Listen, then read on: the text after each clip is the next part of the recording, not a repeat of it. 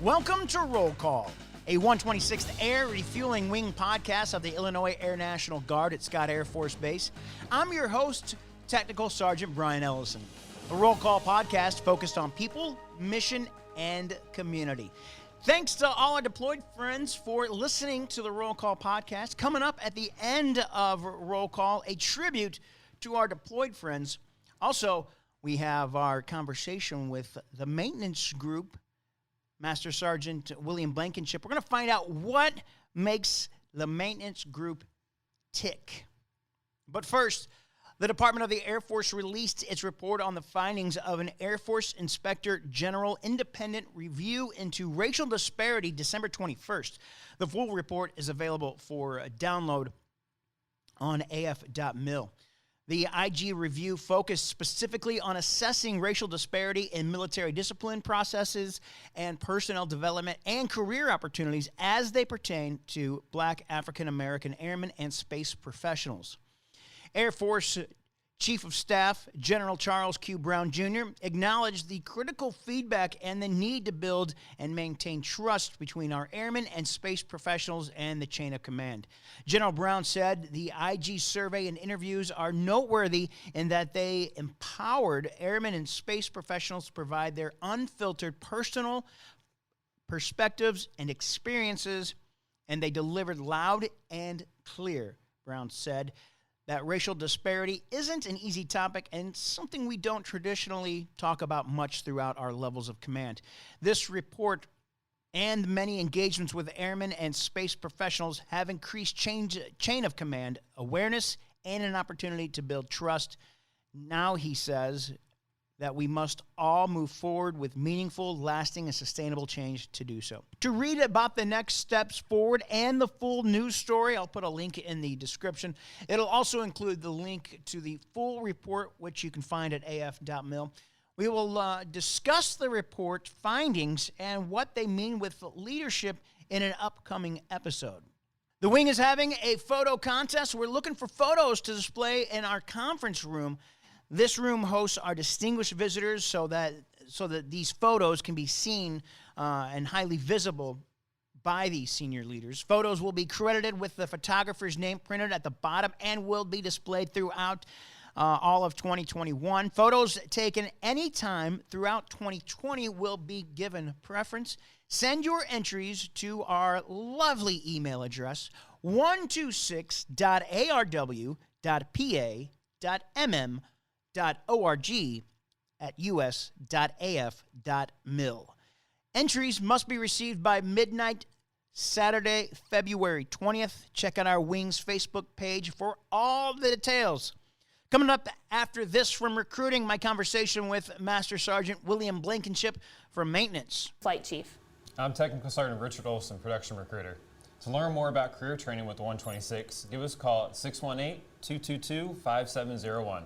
But wait, there's more. Give us a call in the next 5 minutes and you could qualify for 4 years of free college tuition. I'm here with Master Sergeant William Blankenship from the 126th Maintenance Group. He's the ISODOC Chief. I got to ask you, Sergeant, what is ISODOC Chief? Yeah, so the ISODOC is where we do our inspections on the KC-135s. So I'm the shop chief of that area. I supervise all of the maintainers that go through our airplane and give it a good inspection before we turn it back over to the flight line maintainers to do the day-to-day operations. So all across the wing, we hear about the maintenance group. This maintenance group and the ISO. What is this ISO something special to the 126? No, so the ISO is a mandated 24-month inspection on the KC-135. It's also called a phase inspection. They've changed the books a few times. So there's ISO and there's phase. Basically, it's every 24 months you get that airplane in. You're going to take it apart. You're going to find anything wrong with it, and you're going to do a whole bunch of preventative maintenance on it. What sets your ISO process apart from other maintenance groups throughout the wing or throughout the Air Force? So we call ours Project 14. And the reason that we call ours Project 14 is because we do it in 14 days. That is huge when you look at the amount of maintenance events that are happening here. So we run one shift, and running one shift, we do 14 working days of doing this ISO process. And so what sets it apart is that we knock it out in a record-setting time, and then after it's done, the quality is what really talks of it. So the first 20 flights out of ISO, 80% of the first 20 flights, we're going to fly code 1, which means that we're not going to have any discrepancies for those first 20 flights 80% of the time. And that's huge. How did you guys get to that point? Yeah, so it all started in 2009 with a series of CPI events. So the ISO process was really low-hanging fruit. There's a lot of parts to it, and with it being such a big maintenance event, we really focused in on that starting in 2009, like I said, with CPI events. So we sat down and kind of looked at where we were bottlenecking, where we could improve, and what we could do to make this a streamlined process. And so what we discovered is that not everybody was doing it the same. Not all technicians were doing the same thing every day. The work cards, the TO that tells you how to do the inspection was kind of all over the place. So one time it would have you at the bottom of the wing, the next card would have you on top of the wing. And then you also have all the specialists in there doing their inspections. And so we were all on top of each other and we were all over the place. So what we did was we created a flow chart. And this flow chart tells you exactly what to do and when to do it. And we created this off of 6 hours worth of touch time. So we work 9-hour days here, but we're only working on the airplane for 6 hours of those 9. And that's to keep everybody sustained, we're not having burnout, which by day 14, you're going to be tired if you're working all nine hours of those day. So we have 6 hours of touch time. Everything is planned out, so there's no guesswork of what you're going to be looking at on that day. When you come in, you have a sheet that shows you exactly what to look at. You get your TO out, and the TO pages are on those sheets. So it makes everything really easy. It also makes it transferable. So we send this to other units and allow them to perfect it, and we learn from those other units as well. Yeah, you mentioned earlier you were another unit was giving you guys some suggestions on maybe how to make it a little bit better or streamline it? Yeah, so right now working pretty heavily with Michigan Guard, and they're doing a really good job getting to this. And they've thrown some ideas out there that work better for us than what we're currently doing. And so we've adopted those. And that's really taken CPI, the continuous process improvement in the Air Force, and really elaborating on that of truly continuing to improve that process. ISO, what does it stand for? I remember if I So asked that's you that. isochronal inspection. Sounds fancy. What is an ISO inspection? You say this happens every 24 months. Exactly what are you inspecting on when these planes come in? Because it seems like not a lot of time. It seems like there's not a lot of time between 24 months. I mean, what could go wrong with a plane in 24 months? But it is a plane, so I'm sure a lot. It is an airplane, and what we always try to remember as maintainers, and what truly matters is anytime this airplane goes up, it has to come back down. And there are three people on board at any given point, and so that's our biggest mission is to make sure that when that airplane comes down, the 3 people on it come down with it all in one piece, and they have a good mission and they're able to meet the mission that they're doing.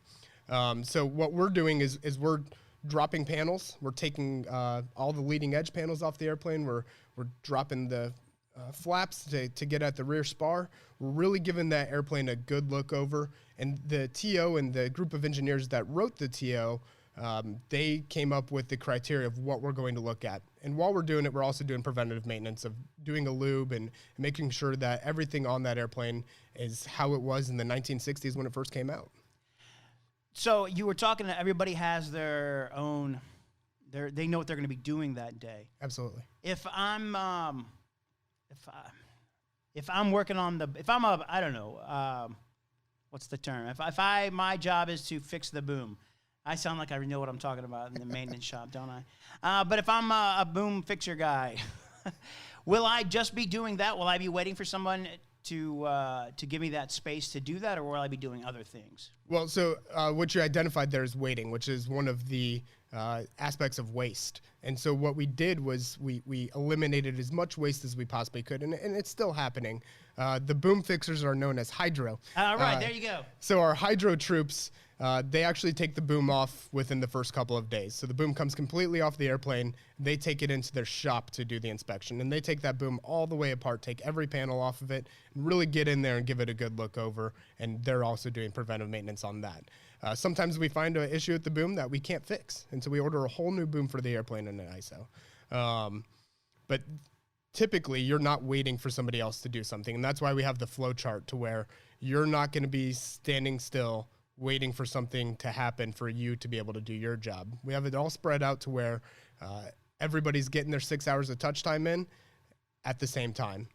That way you don't have that waste of sitting there waiting. If we did that, we'd probably be looking at a 30-day ISO instead of 14.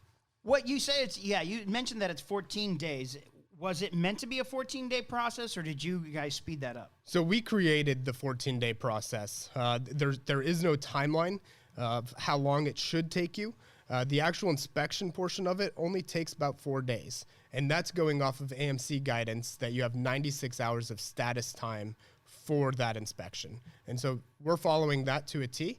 And then we came up with our own flow plan of how to make sure that we get that inspection time in, we meet the guidelines that AMC has given us, and then we fix it in a timely manner to get it back to the warfighter. How many planes do you guys work on in a year? Because you guys don't just work on our planes. Yeah, great question. So fiscal year 2020, we did 8 airplanes, worked a little over 18,000 man hours on those 8 airplanes. Of those 8 airplanes, 3 of them were outside units airplanes. Wow. Why do outside units bring in their planes? You know, we open it up. We every year we send off fleet-wide to the rest of the fleet and say, hey, if you've got an airplane that you guys can't get to, or if we could relieve some burden off of you, we'll gladly take one of your airplanes and do a phase on it. So that does a couple things for them. It does a couple things for us. So we'll talk about us first. So what it does for us is it allows us to perfect our process. It also allows us training. So we have weekenders that don't always get to touch the airplane. So we can plan to have somebody else's jet in and work with our weekenders and get more training in.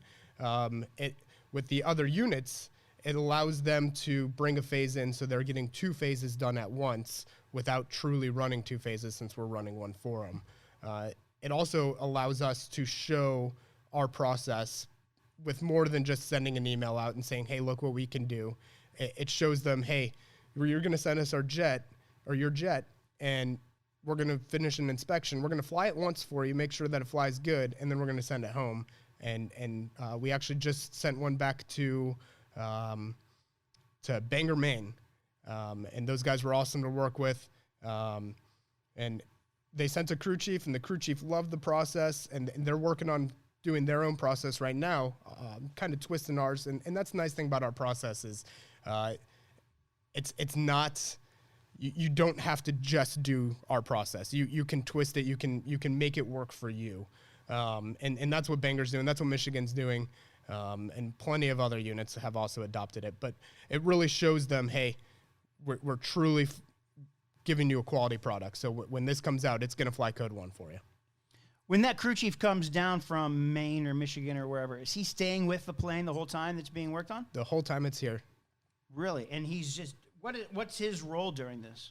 So typically when the crew chief comes from an outside unit, we will give them an assignment. So a lot of times where we're lacking is, say, lube items. So there's hundreds of items to be lubed on the airplane, and we don't always have the manning for that when it's an outside jet, because typically the crew chief from our jets is going to be with us, and they're going to be doing those items. So they'll do that. They'll kind of shadow me a little bit and see what I do to make our process flow a little easier, and really just give the airplane the final blessing. So what we like to do here is we like to sell the jet back to the crew chief. So we'll invite the crew chief over, and we'll walk the jet with them and make sure that we didn't miss anything and that they're happy with everything we did. It also gives the crew chiefs a chance to do some beautification. So just make it look a little prettier on the inside, or do some nose art, that kind of thing. You mentioned you mentioned phases. What are these phases that you talk about? Yeah, so a phase and an ISO are the same thing. Again, that's just your 24-month inspection. On top of the 24-month inspection, you also have a 900-hour. So every 900 hours on that airplane, you're going to be taking it apart, or it's 12 months. So in between our major phases, we have a minor phase, which is that 900-hour. So you're looking at a lot of the same stuff on those, but not everything is the same. What's been your guys' what is your most difficult, I guess, your biggest challenge in this? Oh, man, that's a hard question. So the biggest challenge to start Project 14 was complete buy-off. And so what I mean by that is we have other shops stepping outside of their comfort zone. So your avionics guys that typically work on radios and communications, now they're coming in, they're helping us depanel the airplane. That was a huge hinge pin and a huge bottleneck for us of getting this done in 14 days was the depaneling. And so we have specialists now coming and doing crew chief jobs of depaneling. And so the buy-off on that was pretty hard. But once we had that buy-off, we're unstoppable. And that's something that we hear from other units as well, is it's so hard to get this buy-off. But once we get it, it's awesome. It's awesome to see it. So typically on the first day of ISO, we'll have every single shop out there. And I mean, it looks like ants crawling over the airplane, just people everywhere. What is depaneling? Because I'm picturing the skin of the plane coming off. Yeah, so it's basically the skin of the airplane that comes off, but it's the panel. So there's some skin that's riveted on, and the rest of the skin is held on, and it's a panel. So you take screws out, and the panel comes off, and now you can see the components that are under the skin of the airplane. Are there special tools, special equipment that has helped you improve on this process? Yeah, absolutely. So the last year, we just got some new maintenance stands in. So these are specially designed maintenance stands for the KC-135, and they go on the wings and then wrap around the front as well. So the Guard Bureau funded them, and when we got those in, we were so excited to have them. They were much more robust than the stands that we had, and that really reduced panel time or depaneling time by about 30%, just because everything is right there. They cover the entire wing. And it made life so much easier. Yeah, I was in there with Chief Williams of the Air National Guard. And it looked like you guys maybe even help with, what am I trying to say? Not tiredness, but just that you don't have to reach so far. You're not maybe hanging on a ladder. You're basically feels like you're on the ground and you've got all that room to work. Maybe you're not getting as tired as fast. Yeah, absolutely. So we used to have to move stands around quite a bit, especially taking off the leading edge panels. And now you can just walk and raise your arms up with a drill and take those panels right down. So it really sped up the process. And we went a step further and mounted toolboxes to them. So our former toolboxes, we'd have to get off the stand, get the tools, go back up onto the stand. If you forgot something, you were making several trips. And so we got some new toolboxes and we mounted them to the stands, and it really increased productivity. So a joke around the office here with here in public affairs is I like to refer to you guys as the New York Yankees. You guys are always winning something. You guys are like the best maintenance group in the Air Force. What sets you guys apart? What makes you guys so great?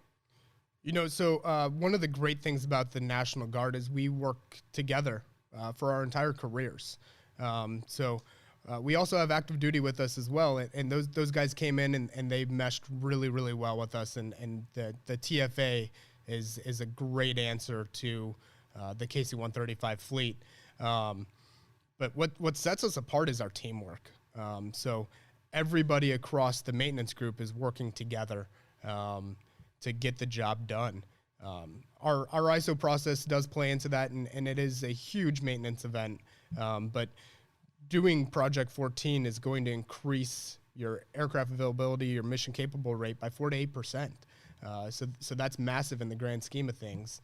So really, the teamwork all the way from the colonel running the show to the lowest airman on the totem pole.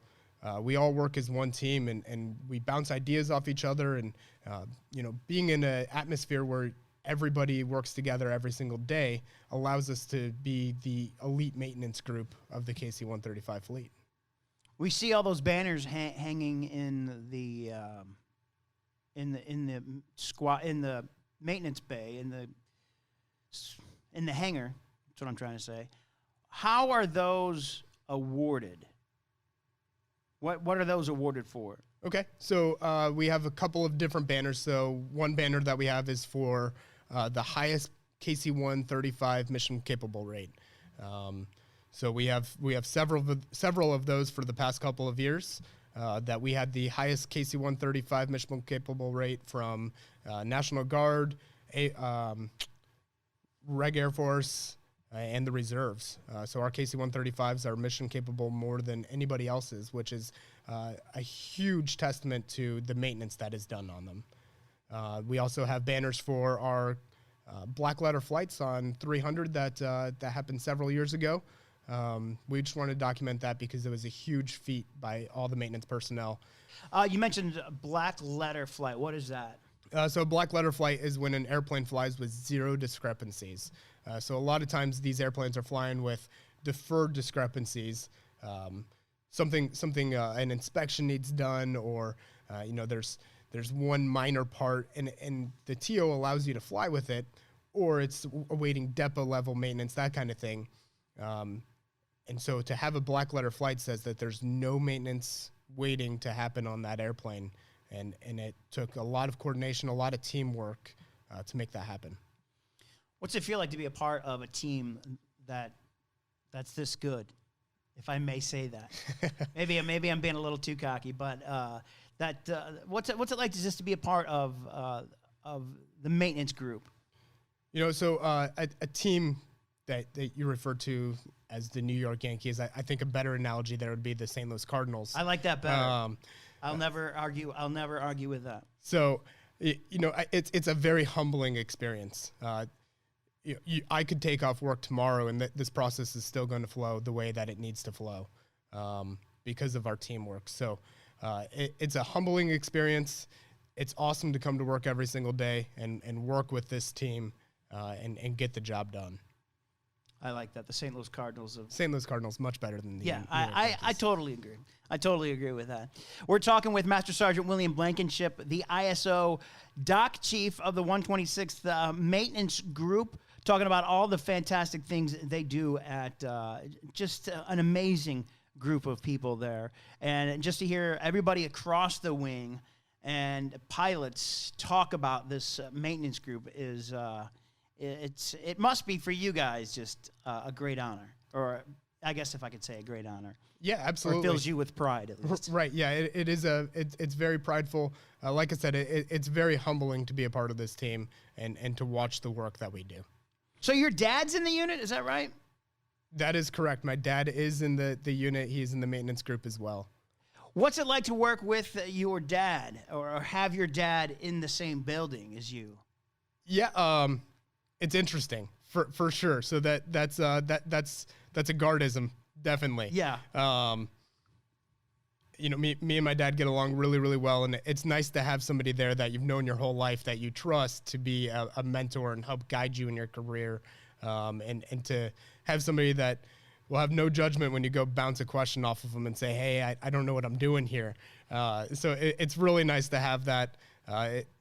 Everybody always says the Guard's a family, and not only is the Guard a family, but there's a lot of family working in the Guard. Yeah. Your dad is Chief Master Sergeant David Blankenship. Correct. Yeah. And what's his role over there? So he is the CM chief. So he is the chief over most of our specs, our specialists. Okay. So he's over avionics and hydro and jet shop, just some of the more specialized maintenance guys. And then his counterpart, my chief, Chief Durant, he's over us and R&R and sheet metal. So those two work as a team to coordinate all of the maintenance events going on. So is it difficult to have your dad as a chief, or is there certain rules that say you can't be in the same chain of command, or how does that work? You know, I think the way those rules are that there has to be a level of separation between us. So my dad's not in my chain of command, which is awesome. I'd love to keep it that way for my entire career or until he retires. That'd be fantastic. It wasn't ever weird. You know, when I came into the Guard, he was already in the Guard. And this unit moved from Chicago in '99, and I was 8 years old at the time, and I moved with the unit. So it was never really weird, and it was always really nice to have his office to go to and say, hey, what am I doing wrong here? Or, hey, I need some help here. And for him to be my dad and be able to give me that advice, but also to give the advice that he would be giving as a chief already. So why did you join the Air National Guard? You know, so with my dad being in it, it was something that I always saw, and you know, it's a good career. But I didn't join the National Guard as a career move. I actually joined to pay for college. So the National Guard in Illinois has great benefits. Go to school for free and get paid while doing it. So I joined the National Guard really to go to school and to gain a skill and to serve my country. And that kind of blossomed into a full-time job and a career that you can't trade for anything. We work a great schedule here, 549, so we have every other Friday off, and you learn a skill that going to college wasn't going to teach me. And I work with some of my best friends. So the Guard has been the best thing to ever happen in my life, minus my wife and kids, of course. Of course. Why? So what made you? I think we know the answer to this, but what made you choose coming to the 126th? Well, it's a family ordeal. Yeah. So there was no question of, do I join the Guard or do I go active duty? Active duty definitely has its benefits. You get to travel, you get to move around. I wasn't ready to do that. I wanted to stay here. And like I said, the plan was to go back to school, which it took me 10 years, but it finally happened. But good job. Hey, thanks. I think it took me 20. Right. Yeah, it happens. You come into the Guard and you want to go to school and you realize, hey, there's a career to be had here. But there's plenty of guys, plenty of my weekenders that go to school full time. It's a great opportunity. It just, active duty wasn't the route for me, and the 126 was already a family, so that's why I came here. Are there any jobs available in your that you know of in your vicinity, in your hangar there, that somebody who's maybe interested in full time or just a regular duty guardsman might be interested in, that you know of? You know, right now I don't know of any full-time positions available. What I do know is that we're always recruiting for weekender positions. So you come in 1 week in a month, or you're 15 days a year, you have opportunities to deploy. One of the great things about maintenance group is we typically only deploy for 60 days. We're not, those 6-month deployments, those 15-month deployments.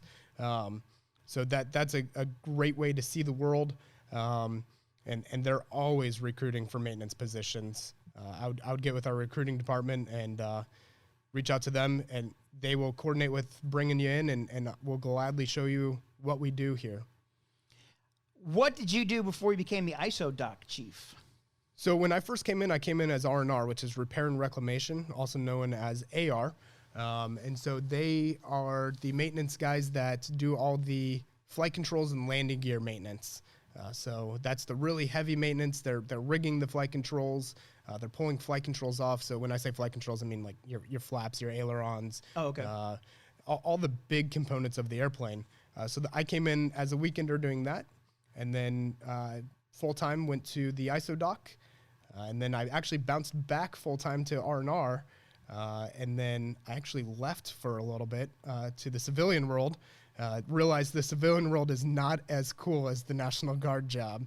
And so I came back, and when I came back, I was in my position back in the ISO doc for about 5 months, and the former ISO doc chief left, and opened up a position, and I was lucky enough to be selected for it. Wow, congratulations. That's great. I know how it feels. Yeah, I'm on a tech position right now. temp tech position, and I'm just like, okay, how do I stay in this job? Right. You can't beat it. It's the best kept secret. It is indeed the best kept secret. I got to ask, what was your college? What'd you get your college degree in? So my degree is not completely done. Okay. I have about 1 year left. It's in industrial management and applied engineering through SIUC. So they offer a program here on base where it's every other weekend, Saturday and Sunday, the entire day, or both days, and your degree will be done in 18 months if you follow their plan. It sounds like a pretty intense program. You know, it's a lot of fun. So with what I do here, I got introduced to CPI, which is the Air Force's continuous process improvement, and I loved it. And I really wanted to see what the outside world had to offer in it. And this program is very heavy in Lean Six Sigma, which is the outside world's version of CPI, just a lot more math involved. So when you're going to school for something that you enjoy and you do every day, it makes school a lot easier and a lot more fun. That's great. So you moved down here from Chicago when you were 8?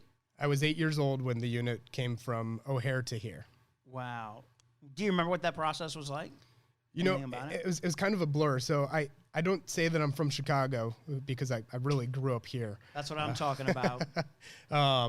So it was kind of a blur, but you know, the whole unit came, and so you know, you really leaned on the unit as family because now none of your extended family is around, and do the maintenance of, or the wing events that we would do. So I remember as a kid coming to our Christmas events, which due to COVID we didn't get to have this year, but now my kids look forward to those same events.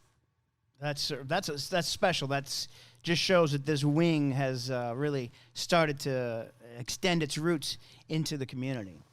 Absolutely. And you're a Cardinals fan, which is great. How did you leave Chicago and they let you leave and become a Cardinals fan?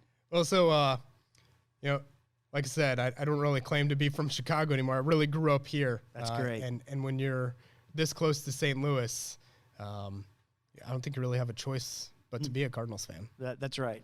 That's that's correct. My son was born in Wyoming, and he told me when he was like 6 or 7 that he was a Rockies fan. I said, "Yep, you can start walking now. You can sleep right outside, son." But he's come around. He's 9 now. He knows what team to root for. Okay, Sergeant Blankenship, one more thing before you go. The chief was just here, the chief of the Air National Guard. He was talking about men possibly getting beards, which I'm all for because I ride a bike all year round, and I usually, like this Friday or Saturday I was running around with my gator neck over my chin and I was like, man, if I could only have a beard, that would cover that up. But that would be awesome. So that may be coming down. And now I understand. I don't know if this is true. I mean, it's shorts for maintenance. Where do you stand on this? You know, we have a policy here of in the winter, stay warm, right? So you can't always stay warm with the gear that we can get. So we'll go out there wearing a Carhartt jacket or whatever we can do to stay warm. And I really like the fact that we're getting to stay cool as well. So especially downrange, and that's where this kind of stemmed from. Of these guys are always hot. I mean, it's not cool out on the flight line. And so if you can wear shorts and do your job and it makes you do your job better, I'm all about it. All about some maintenance shorts. Does this mean you have to still wear the boots? Well, of course. Boots and shorts? Yeah, I think that's the look we're going for. I think that's a really good look, actually. We'll see if my wife will let me do it in the summer to kind of get used to it. It makes me think of, you see those Vietnam movies where the guys are out on the flight line with their white T-shirts on, their dog tags out, shorts and boots. Yeah, I mean, I think it's a good look. Let's get back to it, especially with a beard. Man. I'm all in. That's where the Air Force is going, and I couldn't be more on board about it. All right, thank you, Master Sergeant William Blankenship, the ISO Doc Chief. Thanks for coming in and talking to us again. You're from the 126th Maintenance Group.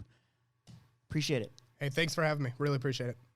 How cool is it that we have a maintenance group that is this great. They're rock stars of the maintenance world. And really, they are the Cardinals of maintenance, because the St. Louis Cardinals of maintenance, because the Cardinals have developed what's called the Cardinals Way, which is a very professional, very just methodical way of going about their business and everyday life and how they conduct themselves on and off the field. And if you don't follow the Cardinals Way, you're out of there. And I'm not saying that's how it is in maintenance, but I mean, they are the cream of the crop for in maintenance, and it's just awesome to hear about all the great things that they do there. Because Colonel Jackson recently took over command, he has to conduct a climate assessment of the wing. He is asking us all to take the climate survey no later than February 21st of 2021. That's the end of February drill. This gives you the opportunity to let the commander know about any work issues that concern you the most. The survey is voluntary.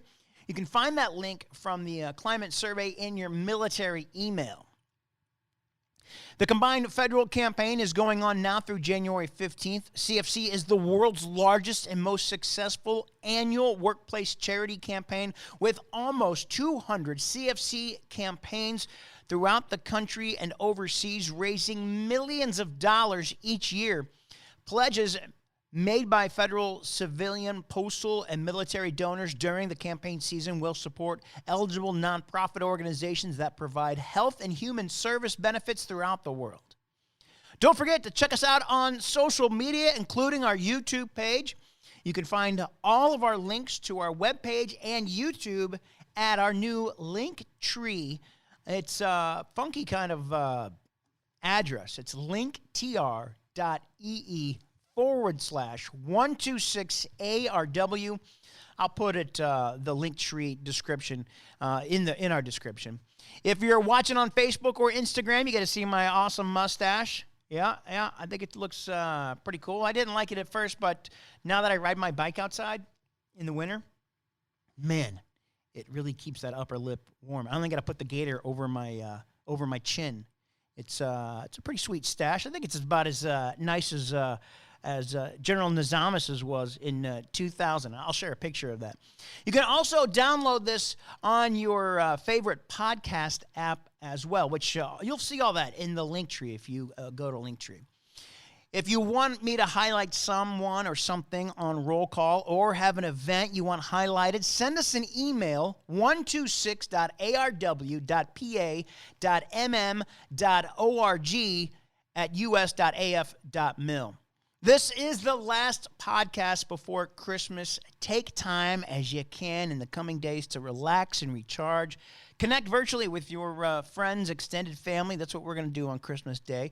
And, of course, connect virtually with your with members of your unit. Let them know that you're thinking about them on this Christmas Day. That's what I like to do at the beginning of Christmas, is let everybody at least in our office, wish them a Merry Christmas. The pandemic remains a significant risk, so take precautions to protect yourself and keep your family safe. I want to end this podcast being released right before Christmas with a Soldier's Silent Night. It was written by Lance Corporal James Schmidt. He originally called it, he originally called it Merry Christmas, My Friend. We've since called it a Soldier's Silent Night. He wrote it while serving as the battalion counter sniper back in the, it was 86 or 87. This guy's now an entertainment lawyer. It's pretty cool. But he wrote this back in the 80s. He wrote it. He was at the Marine Barracks in Washington, D.C. He wrote it while he and his fellow Marines waited for the commanding officer's Christmas holiday decorations inspection. While other Marines decorated the barracks for the annual Christmas decoration contest, Schmidt contributed his poem to his section. Over the years, the text of Merry Christmas, My Friend has been altered to change the Marine-specific wording into the more generic term soldier and to incorporate the line-ending rhyme changes necessitated by those alterations. To our deployed friends, we miss you. We'll see you soon. 'Twas the night before Christmas. He lived all alone in a one-bedroom house made of plaster and stone. I had come down the chimney with presents to give, and to see just who in this dwelling did live. As I looked all around, a strange sight to see. No tinsel, no presents, not even a tree. No stocking on the mantle, just boots filled with sand. On the wall hung pictures of far distant lands. Medals and badges, awards of every kind. A sobering thought came alive in my mind. This house was different. It was dark, it was dreary. I had found the home of a soldier. I could see that most clearly. The soldier lay sleeping, silent, alone, curled up on the floor in his one-bedroom home. His face was so gentle, room in such disorder, not at all how I pictured a United States soldier. Was this the hero of whom I'd just read, curled up on a poncho, a floor for a bed? Then I realized the other families that I saw this night. Out there lies the soldiers who are willing to fight. In the morning around the world, children would play. Grown-ups would celebrate a bright Christmas day. But they all enjoyed freedom each month through the year because of soldiers like the one lying here. I couldn't help but wonder how many lay alone on a cold Christmas Eve in lands far from home. The very thought brought a tear to my eye, and I dropped to my knees and I started to cry. The soldier awakened. I heard his rough voice. "Santa, don't cry. This life is my choice. I fight for freedom. I don't ask for more. My life is my God, my country, my core." The soldier rolled over and drifted to sleep. I couldn't control it, and I continued to weep. I kept watch for hours, so silent and still, as both of us shivered from the cold night's chill. I didn't want to leave him on that cold, dark night, this guardian of honor so willing to fight. Then the soldier rolled over with a voice soft and pure. He whispered, "Carry on, Santa. It's Christmas Day, all secure." One look at my watch and I knew he was right. Merry Christmas, my friend. May God bless you this night.